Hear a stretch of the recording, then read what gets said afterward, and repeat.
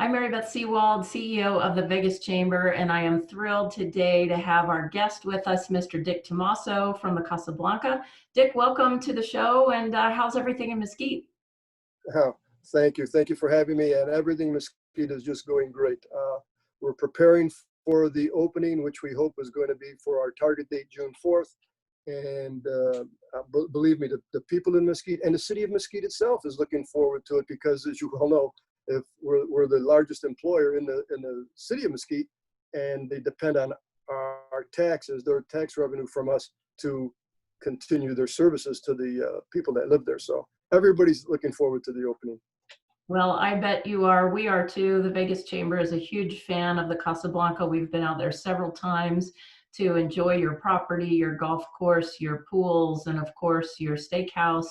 And we're just thrilled that you're going to have the opportunity to reopen. Tell us a little about some of the steps that you've taken in working with Sandra Morgan at the Gaming Control Board, and what your steps have been to keep not only your employees safe, but your guests safe. Well, for the most part, as the Gaming Control Board, Sandra and her staff, they've done an excellent job in balancing the safety of the guest along with the enjoyment the guests can have when they come to the resorts, not only ours, but all the resorts. So they had set down guidelines that would protect the guest and also let the guests enjoy the restaurants and the gaming and the lounges and everything else. So they set out guidelines for us, and every casino, including Mesquite, had to submit their proposal for how they will address the safety, pretty much of the guests and employees. And as we speak right now, we have employees at our casinos, the Casablanca and the Virgin River, actually sanitizing all the surfaces and cleaning and deep cleaning and making sure every surface from the registration desk to the table games to the machines are all cleaned and sanitized. And that's going on right now. And then that will continue to go on after the opening. But I say it's a two-pronged effect. You start with the employees first, and we bring back the employees and we train them. Every employee has to undergo training on sanitation, which would include how to sanitize, what products to use, their protection. They have to wear masks. They'll be wearing gloves. They'll be carrying sanitation products with them. They are going to be trained to recognize symptoms in case another employee displays symptoms of the coronavirus, or even a guest. Then they have to report it to the supervisor, who will report it to security, who will then talk to the guests and see about getting the guests tested, or with emergency medical technicians to see how they are doing. Also, the employees themselves, if they test positive or display signs of the virus, they're not allowed to work. So those employees that are working have not tested positive, and they don't display any signs. They also, besides wearing the face mask, they have to go through the casino and make sure that the guests are pretty much adhering to the regulations, that requirements that the governor and the Gaming Control Board put down with us. Then when you get to the guest side of it, when they show up at the casino, they will now have the opportunity to wear masks. They will they will see signage throughout the casino reminding them of using hand sanitizers, which will be displayed throughout the casino, reminding them to wash their hands frequently, reminding them to keep the social distancing, reminding them that for the not to touch their faces, because that's how it spreads, as you well know. You've been told it a million times not to touch their faces. They will get all these reminders as they go through, and they will see how the casino is set up to help them do this, to help them do all these things. So pretty much, the Gaming Control Board did an excellent job in their guidelines. The casinos, not just Mesquite Gaming, but all the strip casinos and the resort quarter and all the casinos in Nevada, pretty much following the same thing.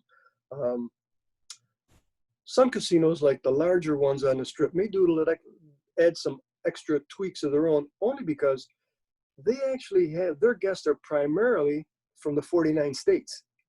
Mesquite Gaming, Boyd Gaming stations, they're local guests. So they have a little bit more to protect and to be cautious about. So they had some different tweaks, but Mesquite Gaming, for the most part, had to follow all the guidelines that Sandra Morgan put out. Yeah, Dick, how hard has it been on Mesquite Gaming and on the Casablanca and then on the city of Mesquite in general having to be closed? Oh, it's very tough. It's very tough on not only the Mesquite Gaming, but all the casinos. It's tough to close because you're laying people off. We have families here that depend on the casinos, and when you lay off, it's a domino effect, Mary Beth. When you lay off a person, that affects all the businesses in not only Las Vegas but in Mesquite, which is a small town, a small retirement community. So it affects all their businesses. It affects the services that the city of Mesquite itself can perform for the police, the fire, the sanitation, the streets, all these other services that they've been performing for the residents.